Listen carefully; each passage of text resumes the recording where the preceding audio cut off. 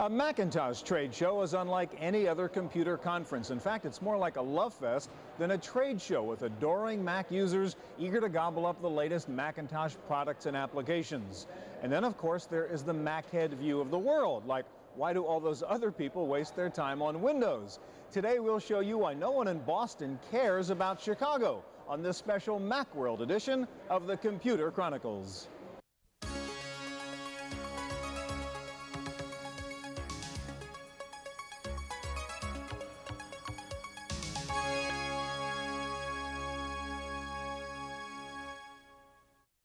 Computer Chronicles is made possible in part by the Software Publishers Association, providers of educational materials to help manage software.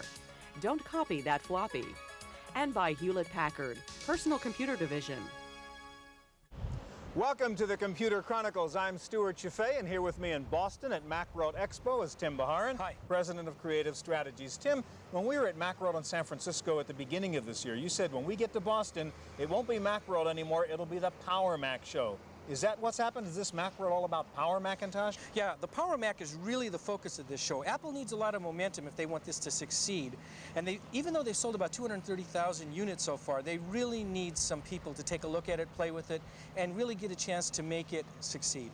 So what they're doing is they're focusing the show on it, and they're bringing in all of the new software. So Microsoft, for example, has introduced Word 6.0 and their Excel product for the Power PC, which will give them a big boost. And then they've got hands-on demonstrations so people can come in and say, hey, this is what the Power PC is all about. Let's look at it. All right, what's the status of Newton at this MacWorld? Yeah, it's funny because, you know, last year at this show, Newton was the big thing at this show. And now that it's a year later, Apple has had, you know, its problems with it, not accepted as well as they like. But at the same time, they're very proud of it. They want Newton to succeed. So they've made some of the focus on Newton, showing all of the new software. And there's a lot of activity of people coming by and trying Newton for the first time. So yeah, it's still a very important focus for Apple. All right, let's go inside MacWorld Expo and cruise the aisles for you in search of the newest and neatest Macintosh goodies. Over 50,000 people crowded the aisles at Boston's World Trade Center to see the latest products for the Mac. This year's show was so big that the smaller companies had to exhibit at a second location, the Bayside Expo Center. And Apple set up its own pavilion across the street from the World Trade Center, where visitors lined up to see the new Power Mac. Some analysts are saying the whole future of Apple Computer is riding on the success of the Power Macintosh. So how is Power Mac doing? According to Apple, there are now more than 200 native applications for the Power Mac, and Apple says that in the retail channel, Power Mac is outselling the Pentium PC.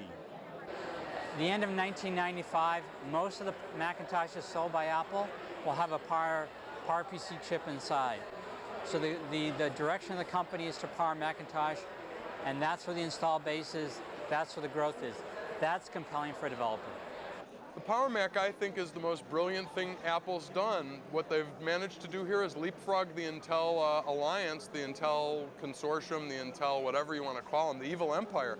But it looks like with one strategic maneuver, they've leapfrogged over Intel. It looks like the Pentium chip is the end of the line. I don't know that they can get any more performance out of a CISC chip. And for Apple to make the commitment to risk and to do it so well, I think it bodes well for them. The big question on the Power Macintosh is, will there be strong support from the software companies so that users can really take advantage of the chip? They've already got about 200 applications that will be designed specifically for the Power Mac. And at this particular show, Microsoft has endorsed it by introducing Microsoft Office for the Power Mac. And that'll go a long way to getting other developers on track. But at this point, having at the end of the year 200 applications is a real good move for them, considering the Power Mac's only been out for 4 or 5 months. People are really excited about the Power Macintosh. We are as well, about the speed difference and the enhancements that people can get from using that. You can see speed enhancements for the Power Macintosh as we have optimized it for that platform. But as far as features and functionality, we really do like to keep that compatible, whether you're using a 68K Mac, a Power Mac, or a Windows-compatible machine. WordPerfect used MacWorld to show off its new Power Mac word processor. This is version 3.1 of WordPerfect, running under the new Mac operating system, 7.5. Clara says their new Clara's Draw, an upgrade to Mac Draw, is the first new program to ship as both a native application for the Power Mac and a standard version for the 68K Mac, all in one package. A smart installer automatically loads the correct version for your computer. Running Clara's draw-in native mode for Power Mac boosts performance by up to 6 times in text handling, screen redraws, and graphic resizing. But while the Power Mac processor can speed things up a lot, there are some roadblocks in the existing Mac architecture that can slow things down. They're well optimized for graphics applications, and that's Apple's stronghold, is pre-press and publishing and stuff like that. On the negative sides, Apple still has NuBus and still has SCSI, and that slows down data throughput and things like that. They are going to go to PCI standard, and the PCI standard will enable better throughput. But that's a good 6 to 12 months away in terms of implementing it into systems. So that's a little bit of a downfall on it. And Apple's going to have to continue to get more aggressive about pricing. And Apple has done just that, cutting prices on the Power Mac and beefing up the configuration options. On the software side, it's not only the biggies like Microsoft and Novell that are moving to take advantage of the Power Mac's speed. Route 66 Geographic Information Systems demonstrated their route planning software on the Power Mac, and Loga Vista introduced English to Japanese translation software for the Power Mac. The company says the native version of the program translates documents 2 to 4 times faster than on a 68K Mac. While the Power Mac is providing a lot of juice for serious applications like CAD and image processing, one sleeper application area that may drive Power Mac software support is games. We kind of kid about games. Macintosh is a serious computer. What we're finding is a lot of games companies are looking at the performance of the Power Mac and the price at which people can buy it, and are developing games for the Power Mac. Next up, a look at Apple's new operating system, 7.5.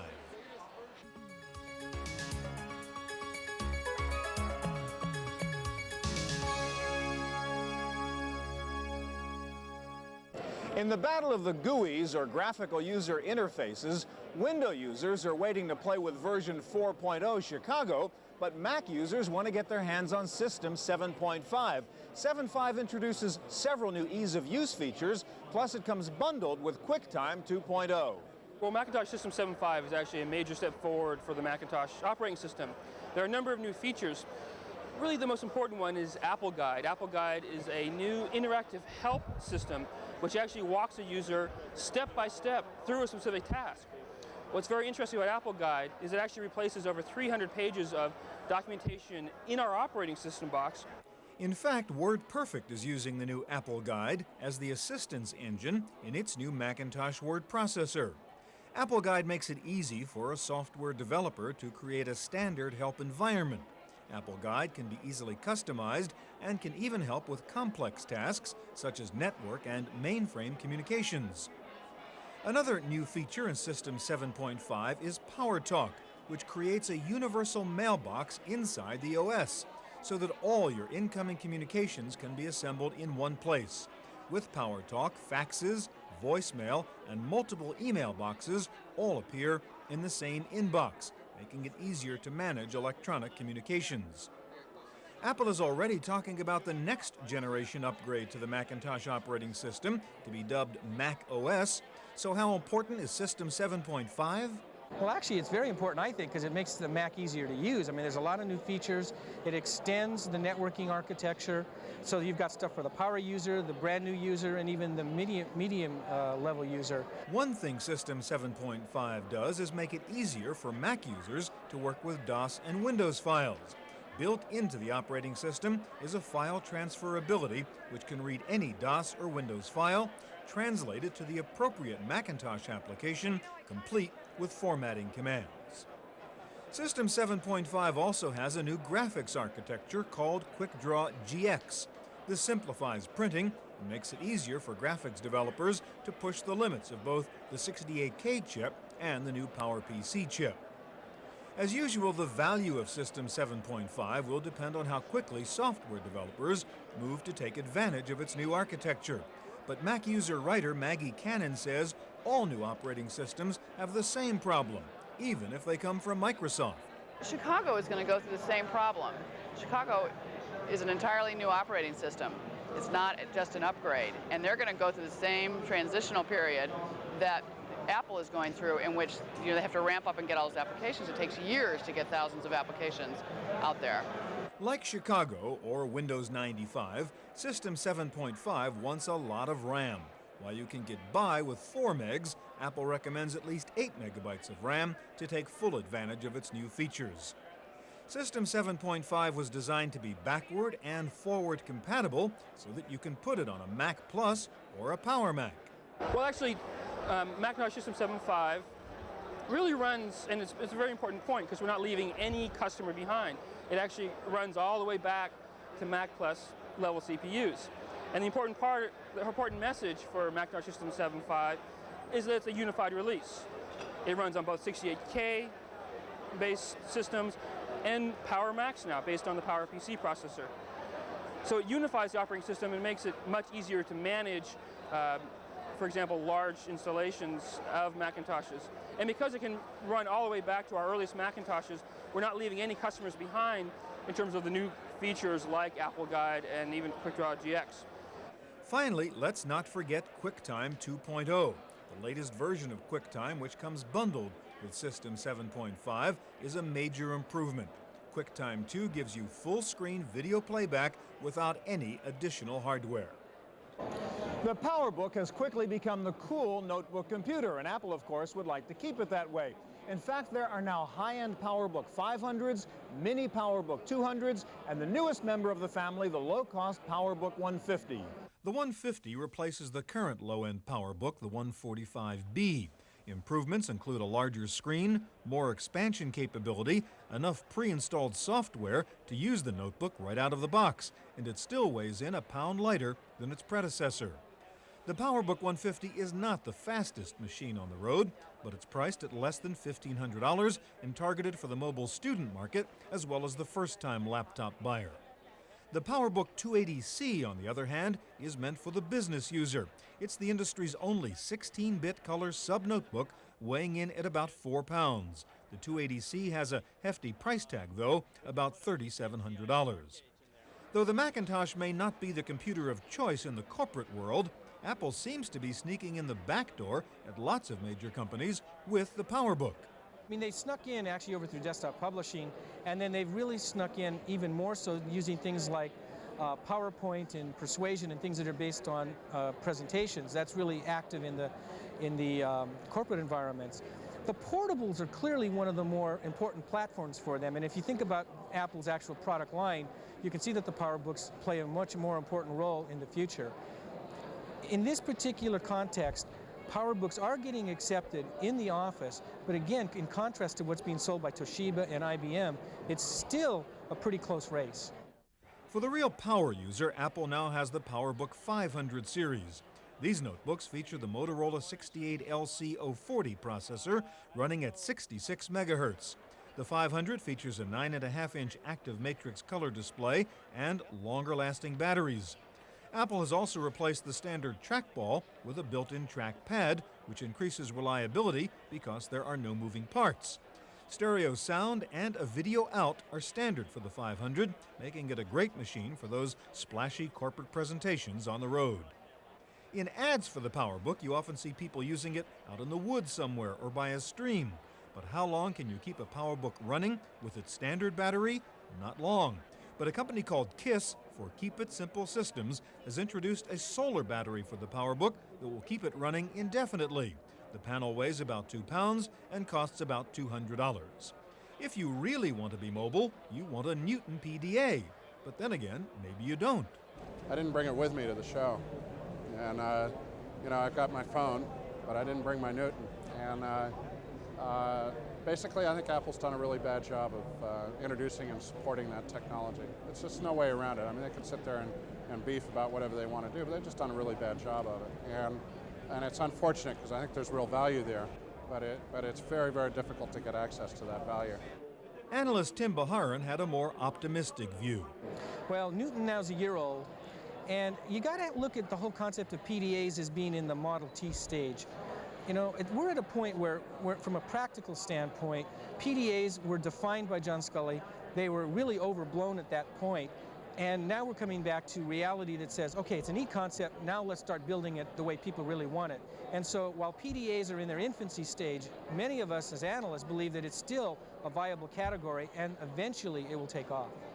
Among the new Newton applications is this Zagat survey of top U.S. hotels and restaurants. If you have an unexpected layover in a strange city, you can use your Newton to find a place to eat and sleep. Or if you're farther afield, there's the Berlitz 5-language interpreter for the Newton. Spanish, Italian, German, French, and English phrases are in your palm top for about $120. And if you like to carry a spreadsheet with you, Apple's own StarCore division has introduced Equate, a spreadsheet program for the Newton that takes advantage of standard Newton gestures like scrubbing and double tapping. Equate will let you import and export files to Excel. And if you want a PDA for on-location data collection, Software Technologies introduced PenEase. You build your database forms on your desktop machine and then transfer them to a Newton for data entry in the field. Coming up next, multimedia on the Mac.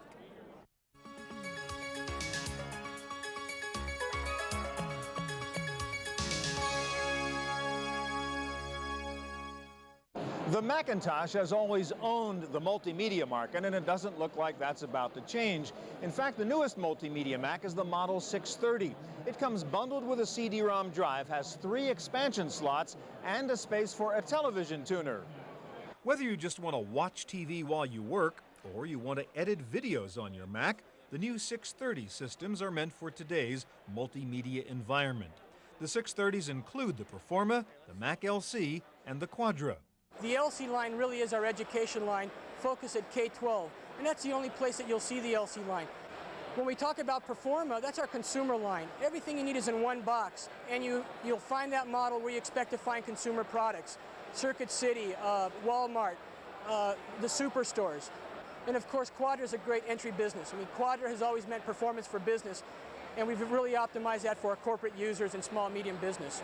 The new Macintosh 630 features superior audio and video capability, better than a PC, and better than a Power Mac. The AV technology that Apple provides with their AV machines that will eventually be standard on the Power Mac machines is something that is fairly painful on the PC side of the business. You have to put in sound cards, and it's just not easy. And Apple is just right there and set up, and you can go. Despite the power inside the Macintosh 630, it's aimed at first-time users. And our research shows that perhaps the #1 reason why families and first-time users are going to be buying a new computer is for multimedia. And what we've done with the whole 630 line of computers is we've absolutely re-architected our 040 architecture and brought some of the high-end multimedia capabilities like cut-and-paste video, integrated TV, and we really optimized them for the first-time user in terms of affordability, cost, but most importantly, it just works.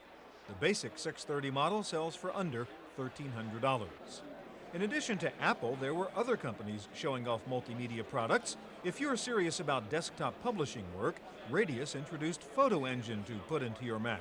Photo Engine uses 4 digital signal processors to accelerate the often time-consuming tasks in Adobe Photoshop. The new bus card and software cost about $1,100. Sharp demonstrated a new 600 DPI color flatbed scanner. The JX330 captures detail in either color or monochrome mode. It's expected to sell for about $1,500.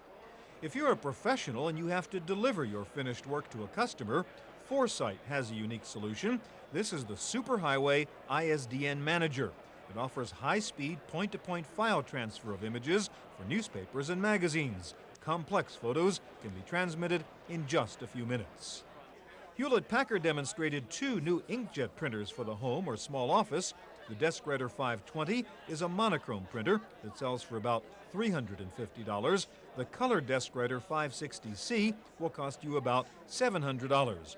Both HP inkjet printers offer 600 by 300 DPI printing at up to 3 pages per minute. If you do color on the 560C, it takes about 4 minutes per page. And Wacom demonstrated a new smaller and less expensive graphics tablet. The ArtPad is only 4 inches by 5 inches and sells for under $200. The low-cost graphics pad comes with Wacom's Ultra Pen, the same one used with its more expensive tablet.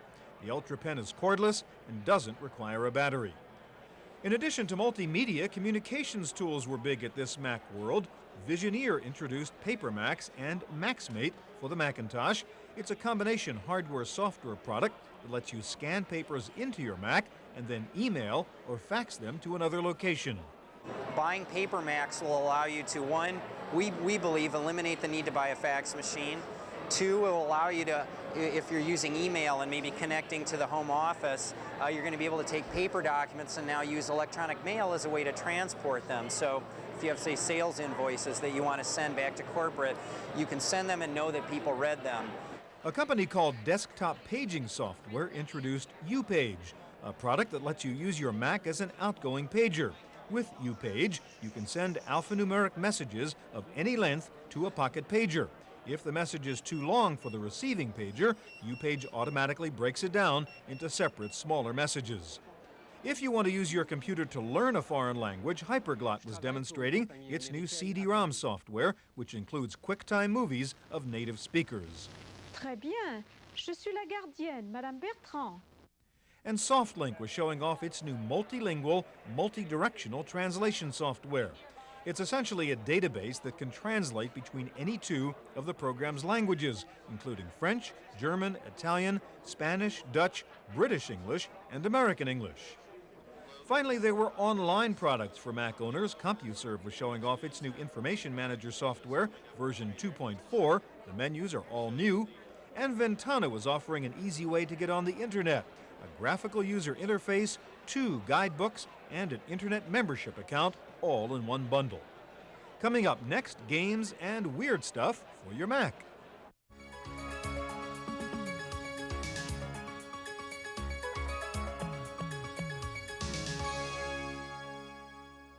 Sure, there were word processors, spreadsheets, and databases here at Boston's MacWorld Expo, but there was also lots of fun stuff, like a new game called Eat My Photons. It's a 3D space combat simulation game from Eccentric Software. Cassidy and Green introduced a fascinating Macintosh game called Glider. Your mission is to fly a paper airplane through the many rooms of a house using only the airflow from the heating system. The game's developer is John Calhoun. I use sort of as a metaphor in this game, spring, bright colors, oranges, yellows, outdoors, not claustrophobic, Art Nouveau, Maxfield Parrish, turn of the century, Little Nemo and Slumberland. So there's a lot of childhood fantasy, you know, flowers and you know, that kind of, that was sort of the metaphor in that. And then once you have sort of a theme or a metaphor for a game like that, everything follows, you know, in the development process. If you're into music, Opcode announced a new professional music notation package called Overture that lets you edit MIDI data graphically and features full MIDI playback capabilities. Opcode also introduced a Mac version of its popular children's educational title, Allie's Playhouse, on CD-ROM. If you have a hobby other than computers, there was some neat stuff for you. Books on Disc demonstrated its new version of the Digital Gourmet. It's an electronic cookbook that lets you search for recipes containing or not containing specific ingredients. The program shows you color pictures of the finished meal and includes nutritional information. If you want to hook up a wood carving machine to your Macintosh, check out Max Motion from Solustan. This is desktop woodworking, I guess.